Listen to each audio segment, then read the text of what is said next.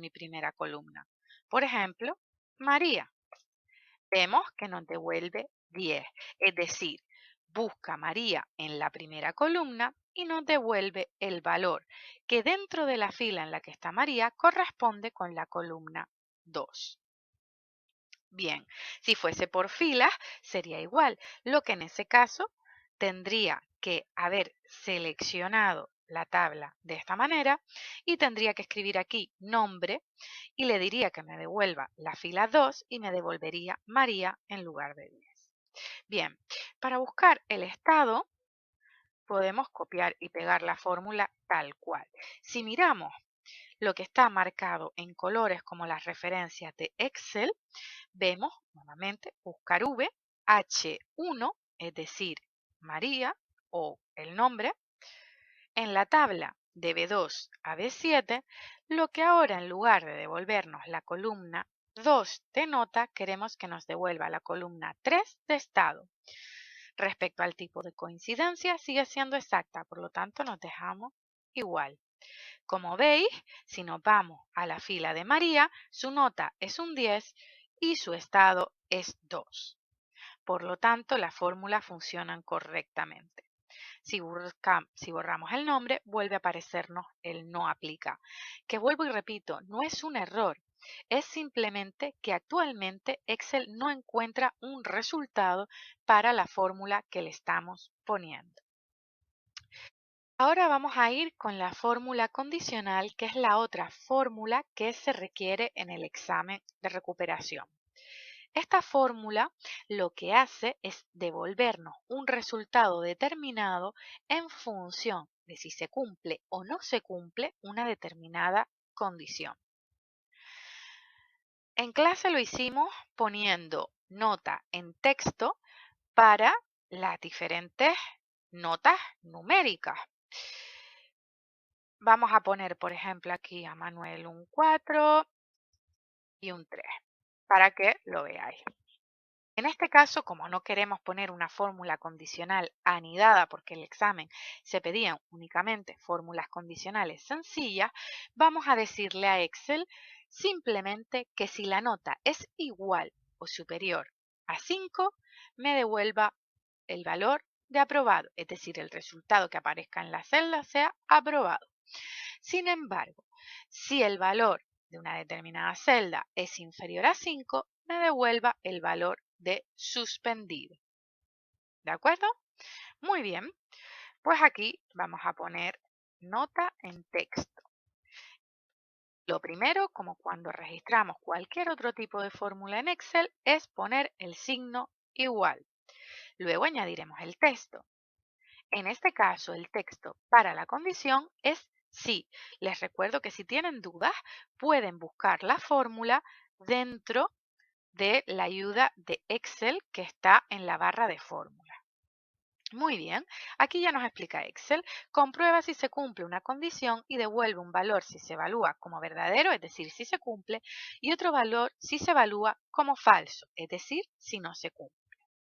Muy bien, pues entonces vamos a darle 2 veces para que se nos ponga el texto explicativo de la fórmula.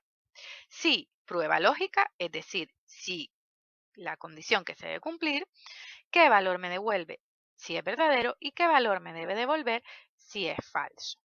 En este caso, como lo que yo quiero es que él me dé suspendido cuando sea menor que 5, la nota, lo primero que tendré que hacer es una referencia a esa nota. ¿Y esa nota en qué celda está? En la celda C2 para el caso de Luis, para el caso de María C3, C4, etc. Pero como ahora queremos la nota en texto de Luis, vamos a ponerle si C2 es menor, el símbolo de menor en matemáticas es, como sabéis, la boquita hacia abajo, es menor que 5, ¿qué valor me tiene que dar? Suspendido, hemos dicho. Muy bien, como el texto cuando está dentro de una fórmula en Excel se tiene que poner entrecomillado, ponemos las comillas, suspendido y volvemos a añadir el punto y coma. Y ahora nos dice el valor si falso, es decir, Si C2 no es menor que 5, será aprobado. Volvemos a poner las comillas, aprobado, y cerramos las comillas. Vemos que nos aparece, tiene un 5, por lo tanto, es aprobado. Mayor o igual que 5, aprobado, se cumple. Extendemos la fórmula. Saben que para extender la fórmula nos ponemos en la esquinita inferior derecha de la celda hasta que nos salga un más, picamos con el botón derecho del ratón y arrastramos el ratón hasta donde queramos extender la fórmula. Muy bien, y ahora verificamos que el condicional está funcionando correctamente. ¿Un 10 es aprobado? ¿Es mayor o igual que 5? Sí. ¿Un 3 es suspendido? Está correcto. Un 8 es aprobado, está correcto. Un 4 es suspendido, está correcto. Un 10 es aprobado, está correcto. Vamos a ver hasta qué punto cumple esta norma. Vamos a ponerle un 4,999. Sigue siendo suspendido. Aquí aparece un 5 porque le he dicho que, que no me ponga decimales. Imaginemos que el valor es un 5,01. Pasa a aprobado. Pues está correcta la fórmula. Podríamos seguir probando qué ocurre si tiene un 2, qué ocurre si tiene un 20, ¿vale? Esto es lo que hacemos en Excel, probar la fórmula para verificar que el condicional está correctamente registrado. Muy bien, pues ahora iríamos a la siguiente parte del examen que tiene que ver con los filtros. En el examen se os pide unos filtros de tabla, sin tabla dinámica, y unos filtros de tabla dinámica que se podrán pedir o no. Vamos a empezar por los filtros sin tabla dinámica. Se os indica que copiéis los datos de la tabla con la que estáis trabajando. Imaginemos, nosotros estamos trabajando aquí. ¿Cómo registraríamos nosotros los filtros aquí? Pues muy bien.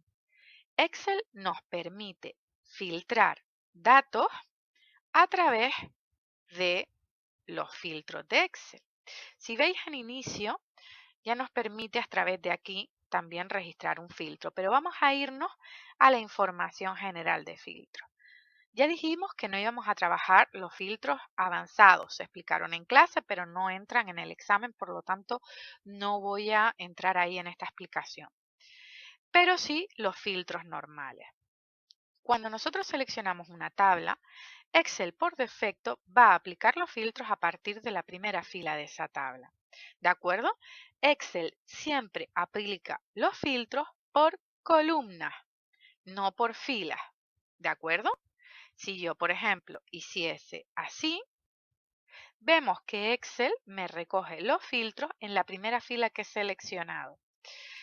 Y si por el contrario hiciese así, también me lo aplicará en la primera fila de los datos que he seleccionado. Muy bien. Lo que os decía en clase es que si yo quiero que me seleccione toda la columna, seleccionaré toda la columna para que aplique el filtro contemplando todos esos datos. ¿Qué pasará aquí? Que dentro de los valores posibles, yo si añado un nuevo valor, se me añadirá al filtro.